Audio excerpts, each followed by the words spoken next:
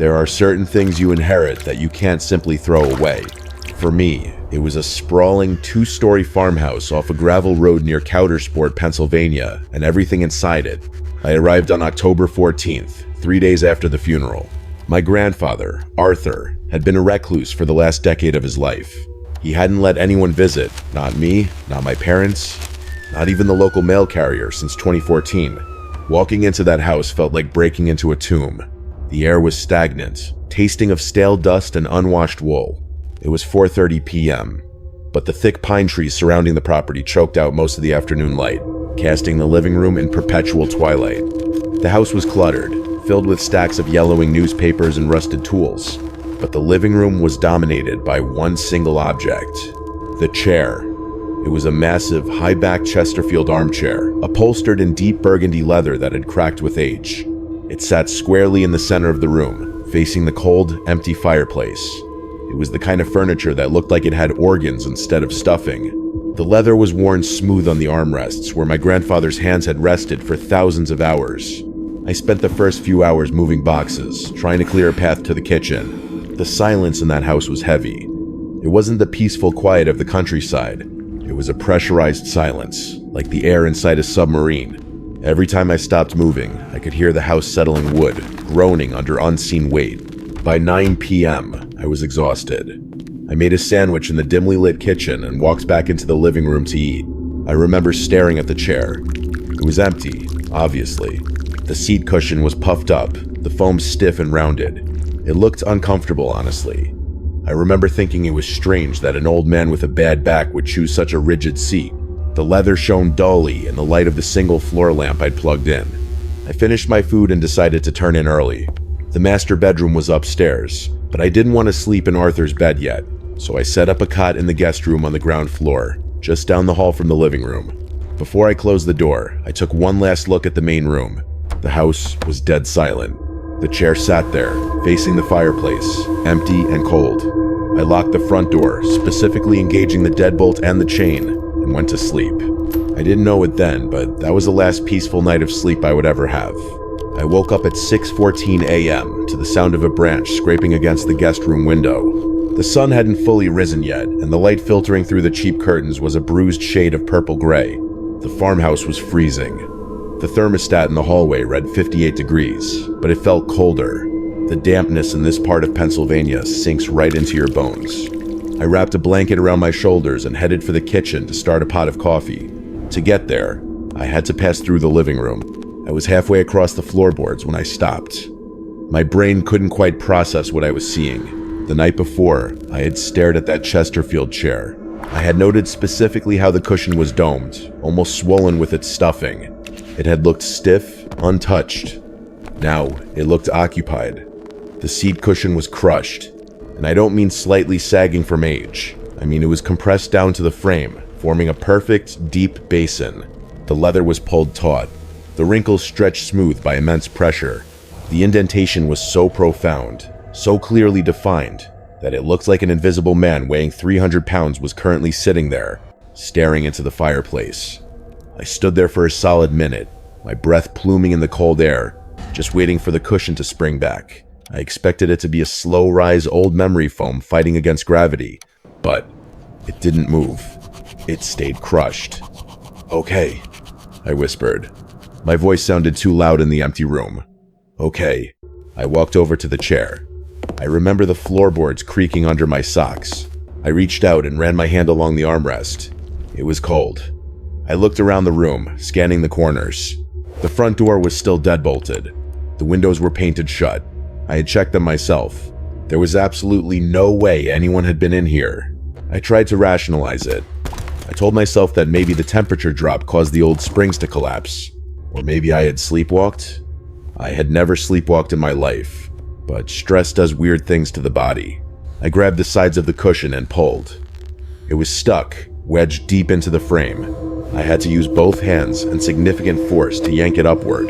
With a sound like a dry gasp, the cushion finally popped back up. I spent the next 5 minutes fluffing it, punching the sides until it was domed and perfect again. I stepped back, hands on my hips, satisfied. It was just old furniture, just a structural failure. I went to the kitchen and made my coffee. But as I stood there watching the dark liquid drip into the pot, I couldn't shake the image of that indentation. It hadn't looked like a collapse. It had looked distinct. It had the shape of thighs, the curve of a heavy pelvis. It didn't look like the chair had broken. It looked like the chair was holding someone. I spent the rest of that day trying to be rational. I dismantled the kitchen cupboards, scrubbed the floors, and cataloged Arthur's books. I was sweating, distracted, keeping myself busy so I wouldn't have to look at the living room. By the time night fell, I had convinced myself that I was just an edgy city kid spooked by a drafty old house. Before bed, I made a point of checking the Chesterfield. It was perfect. The cushion was domed and smooth. I even ran my hand over the leather. It was ice cold, just like the rest of the room. I nodded to myself, satisfied, and went to sleep. The next morning, the silence woke me up. It was 5:45 a.m. The sun wasn't up yet. The house felt vacuum sealed. I walked into the living room, a mug of water in my hand, and dropped it. The ceramics shattered on the hardwood, but I didn't flinch. I couldn't take my eyes off the chair. The indentation was back, but it was different this time. It was deeper. The leather wasn't just depressed, it was contorted, stretching the seams to their limit. It looked like someone was actively grinding their weight into the seat. "This isn't funny," I whispered. My voice shook. I marched over to it. Anger is a great defense mechanism against fear. I was ready to tear the cushion open, to find the broken spring or the rat's nest causing this. I reached out and slammed my open palm onto the center of the depression. I froze. The leather was warm, not room temperature, not ambient warmth from the sunlight. There was no sun yet. This was biological warmth. It was the heavy, humid heat of a living body that had been sitting there for hours. It was so hot that the leather felt slightly oily against my skin. I snatched my hand back like I touched a hot stove, stumbling backward until my back hit the wall. My heart was hammering against my ribs, a frantic thump, thump, thump that echoed in my ears. That's when the smell hit me. Yesterday, the room had smelled of dust and mold. Now, the air around the chair was thick with a cloying, sweet scent. Cherry tobacco. My grandfather smoked Borkham Riff Cherry Cavendish. He smoked it every day for 40 years. But I had thrown his pipes and his remaining tobacco into the dumpster in town the day I arrived.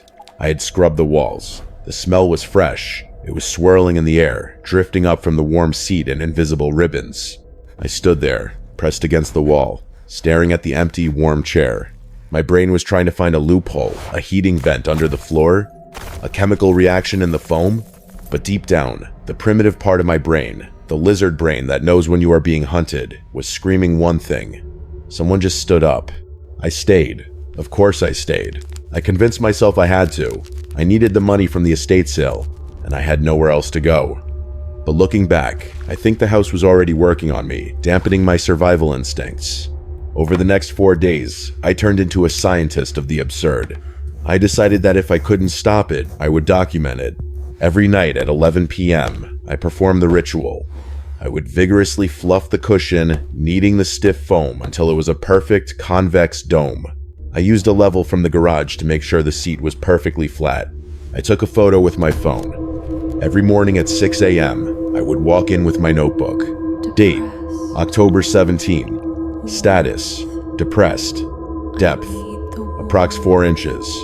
Date, October 18. Status, depressed. Warmth, high.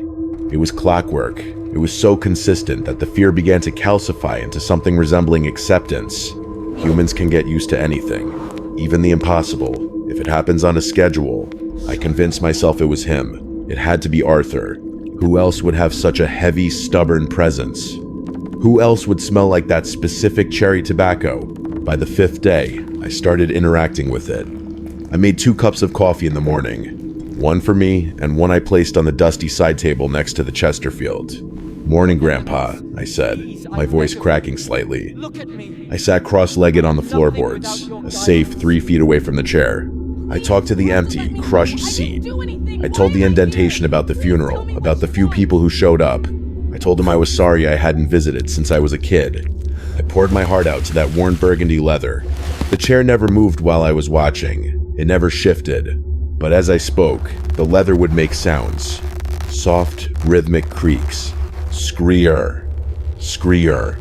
It sounded exactly like someone shifting their weight to get comfortable, like someone settling in to listen to a story. It felt comforting, in a twisted, lonely way. I thought we were bonding. I thought I was being forgiven by the spirit of a lonely old man. I actually smiled at the chair. I was so incredibly stupid. I wasn't communicating with a grieving ghost. I was habituating a predator. I was feeding it attention, and it was getting stronger. The truce broke on Tuesday. Or rather, my delusion did. I woke up at 3:17 a.m. It wasn't a slow waking. My eyes snapped open, and I was instantly alert, my heart rate already climbing.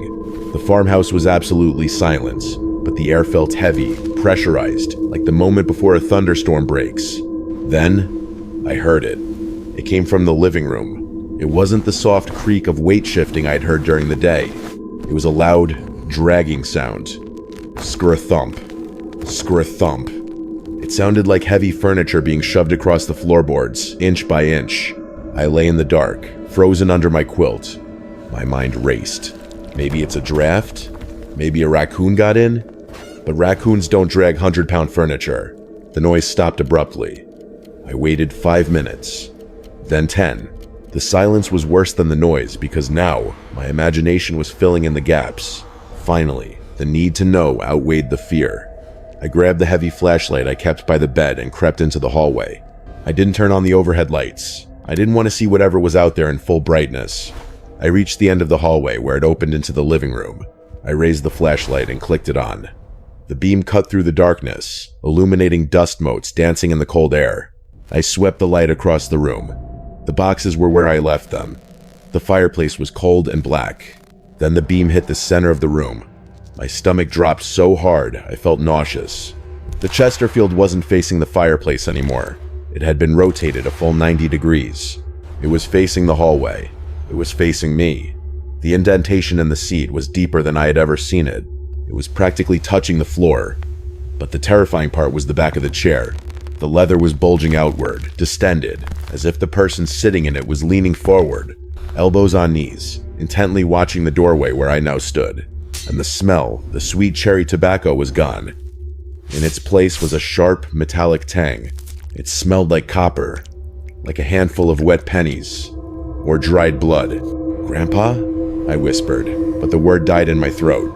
The leather groaned, a loud, wet sound of stretching hide. The bulge in the chair back shifted slightly to the left, tracking me. It wasn't a memory. It wasn't a benign spirit. Whatever was sitting in that chair wasn't looking at the fire anymore. It was hunting. I didn't sleep that night. I backed into the guest room, locked the door, and pushed a heavy dresser against it. It was a useless gesture if that chair could move itself. A pine dresser wasn't going to stop it, but it made me feel slightly less exposed. The next morning, the sun felt like a lie. It was bright and cheerful, completely at odds with the dread pooling in my stomach. I drove into Countersport and bought a motion-activated trail camera from the hardware store. The cashier made small talk about deer season. I just nodded, trying to keep my hands from shaking as I paid. I needed proof. I needed to know if I was losing my mind, or if the laws of physics were actually breaking down in my living room. I mounted the camera on the fireplace mantle, hidden behind a stack of books, pointing directly at the Chesterfield. I set it to record video in 10-second bursts whenever it detected motion. That night was agonizing. I lay in bed, staring at the ceiling, straining my ears. The silence was absolute. No creaking, no dragging. It was as if the house knew it was being watched. At dawn, I snatched the camera and plugged the SD card into my laptop. My hands were sweating so much, I had to wipe them on my jeans before using the trackpad. There was only one file, timestamp, 3:14 and 22 seconds AM. I clicked play. The video was in grainy, black and white night vision. The living room looked like a different planet in the infrared light. The chair sat there, still facing the hallway where I had left it. For the first 3 seconds, nothing happened. The room was still. Then, at the 3 hours, 14 minutes, and 25 seconds mark, the camera didn't pick up a figure. There was no ghostly mist, no transparent outline of an old man. The violence of it is what made me gag. 1 second, the cushion was perfect. The next frame, it was slammed downward. It didn't sink slowly, like someone sitting down carefully. It collapsed instantly and violently. as if a 400-pound weight had been dropped from the ceiling directly onto the seat. The chair actually shuddered from the impact. The wooden legs scraped an inch backward across the floor. Then, the leather began to writhe. On the screen, I watched the fabric twist and bunch. I saw the distinct impression of fingers, thick, inhumanly long fingers digging into the armrests. They gripped the leather so hard that the material stretched to its breaking point. The video cut off after 10 seconds. I sat there in the morning light, the laptop burning my thighs. I played it again. And again. That wasn't my grandfather. Arthur was a frail man who weighed 160 pounds soaking wet. He sat down gingerly. He was careful with his furniture. Whatever this was, it was heavy. It was aggressive. And judging by the way the leather was clawed, it was angry. I looked up from the screen to the real chair across the room.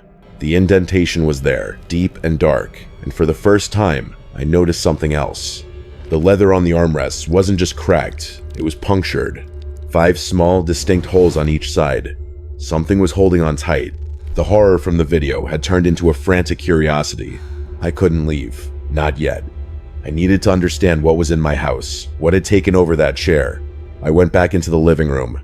This time, I moved cautiously, as if stepping into the cage of a sleeping beast. I kept a safe distance from the chair, skirting along the wall to reach the small table set beside it, where my grandfather used to keep his pipe and reading glasses.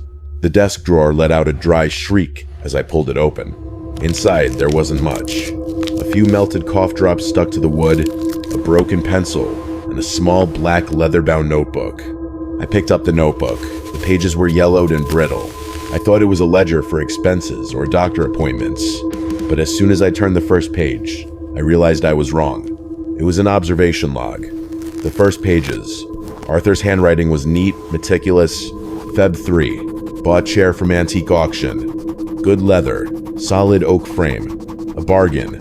But further in, the handwriting became scribbled, shaky, as if he wrote in haste or fear. June 15. I saw that indentation again. No one sat on it. I fluffed the cushion 3 times already. July 4. It's too hot. The chair radiates heat. The dog barked all night. This morning, I found the dog hiding under the bed. It had peed on the floor from fear. I flipped rapidly through the pages, heart pounding. The entries became more manic in the final months of his life. Sept 12. Its smell changed. No more old leather smell. It smells of iron. Dried blood. I have to sit on it. When I sit, it's quiet. My weight holds it back. Oct 1. I can't get up anymore. As soon as I lift myself to use the bathroom, I hear bones cracking inside the cushion. It's trying to get out. I have to sit here. I have to keep it down. I dropped the notebook. It hit the floor with a soft thud. But to my ears, it sounded like a gunshot. I stared at the Chesterfield armchair. All these years, my family thought Arthur had gone senile, eccentric, shutting himself in the house and sitting on that chair day and night. We thought he was lazy. We thought he was depressed. We were wrong. He wasn't sitting there to rest. He was a warden. He used his own aging body as the lid, pressing down tight on the evil thing, struggling to get out from inside that cushion. And now, he was dead. There was no one left to guard. I looked at the deep indentation on the chair. For the first time, I realized it wasn't the mark of someone sitting. It looked like a mouth opening wide, taking a deep breath, preparing to swallow something, or release something. The truth from the diary made the air in the room feel sucked out. I stood there, feeling every hair on the back of my neck stand up. Suddenly, the scent changed. The sweet cherry tobacco smell, the scent I once thought was my grandfather's comforting presence, vanished completely, as fast as someone flipping off an exhaust fan switch.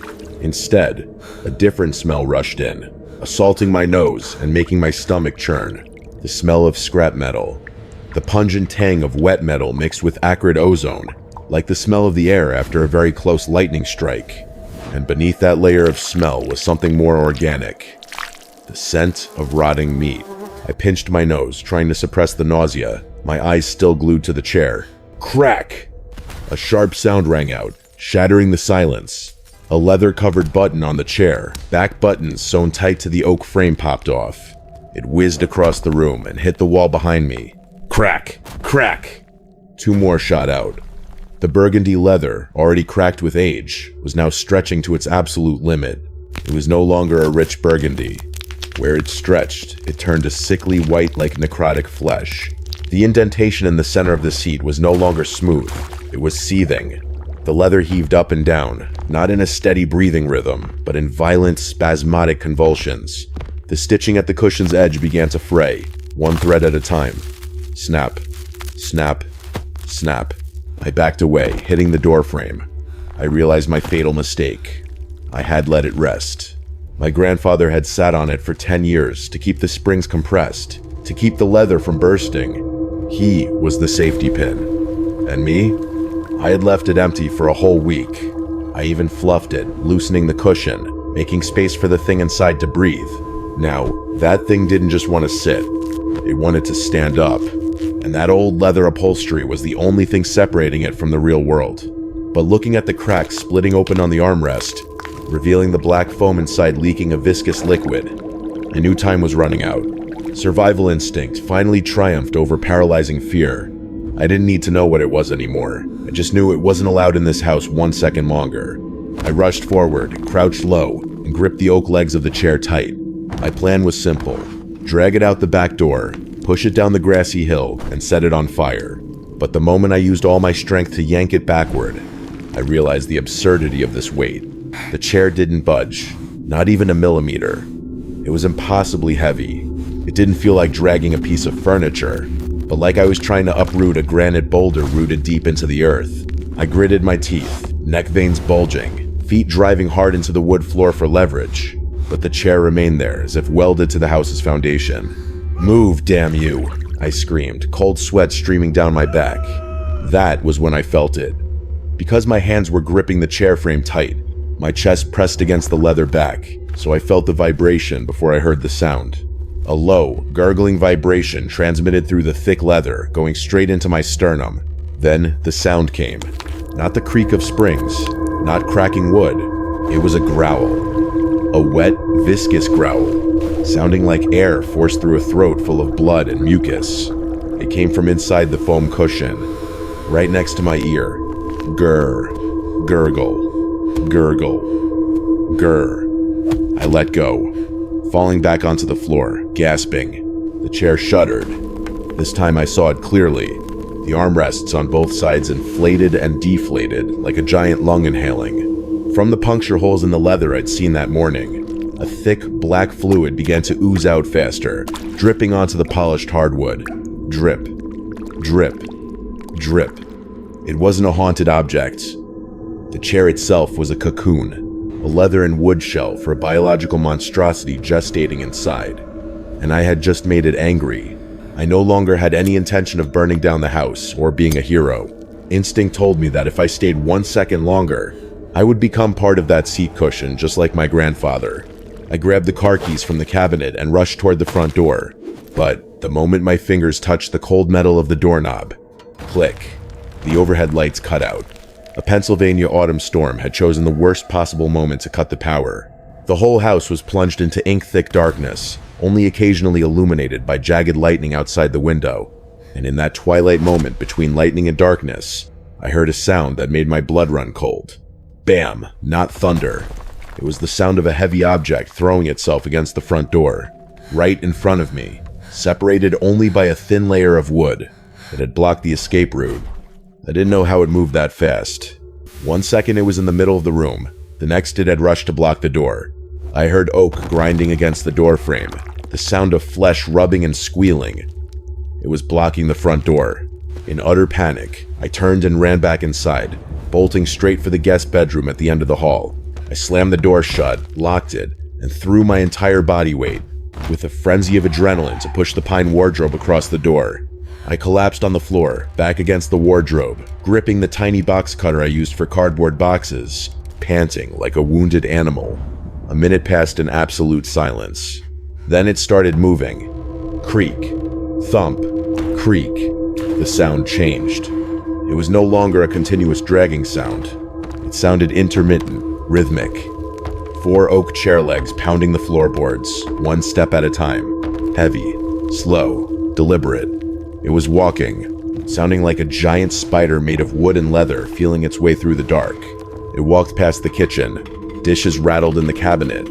It passed the living room entrance. And now, that sound was getting louder towards the hallway leading to my room. I clamped both hands over my mouth to stifle a sob.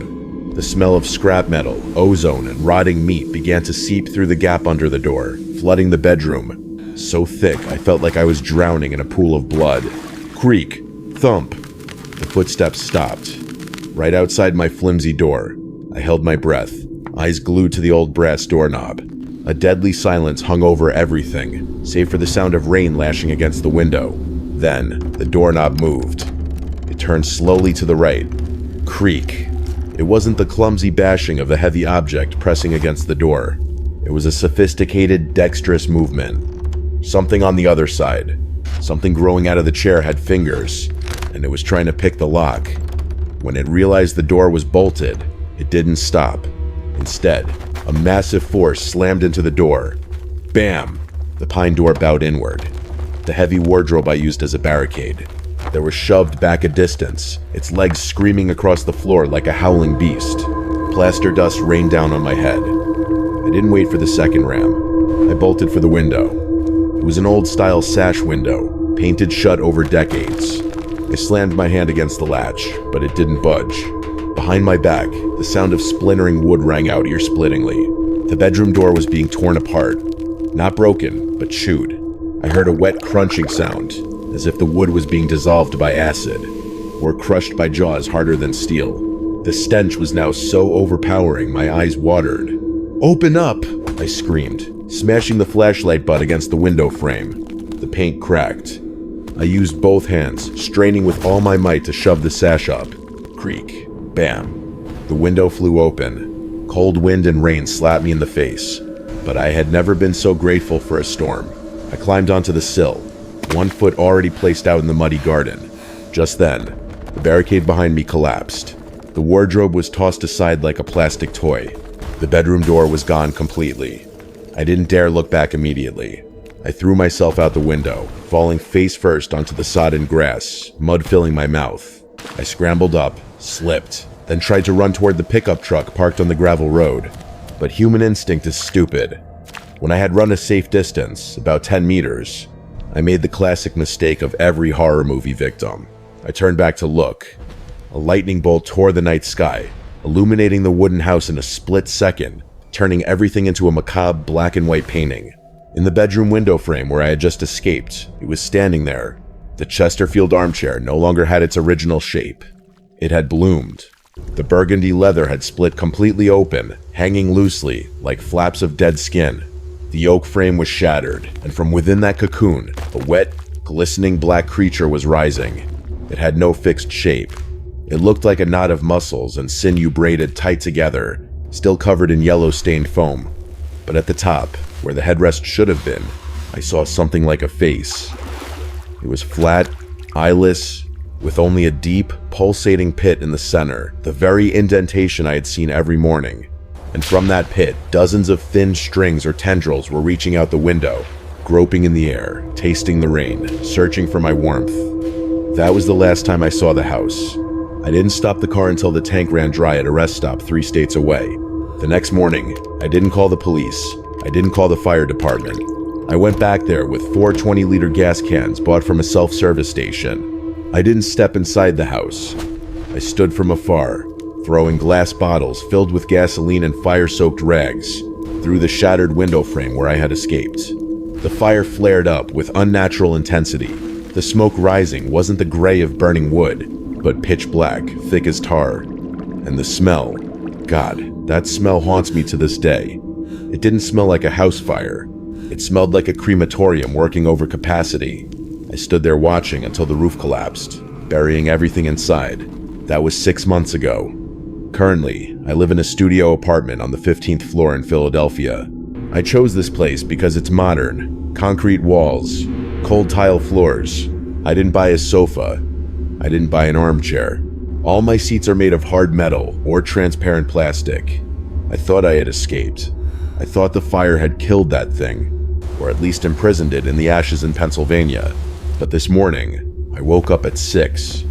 I was lying on my side, facing away from the edge of the bed.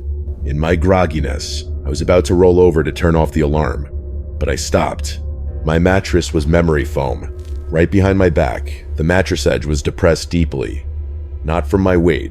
Something heavy was lying right next to me, pressing hard into the foam. I held my breath, squeezed my eyes shut, praying I was imagining it. I reached behind my back, lightly touching that depression. The mattress was soaked, and it was warm. A feverish, humid biological warmth. And then, I smelled it. Scrap metal, the pungent tang of dried blood, and the acrid smell of ozone wafting gently onto the back of my neck with every wheezing, slow breath. My grandfather didn't sit on that chair to keep it in the house. He sat there to keep it from attaching to him. Now I understood. It didn't need the chair. It just needed a new host to incubate. And I had carried it with me for the last 6 months without knowing. Gurgle. The wet growl rang out right by my ear. Never sleep on memory foam again.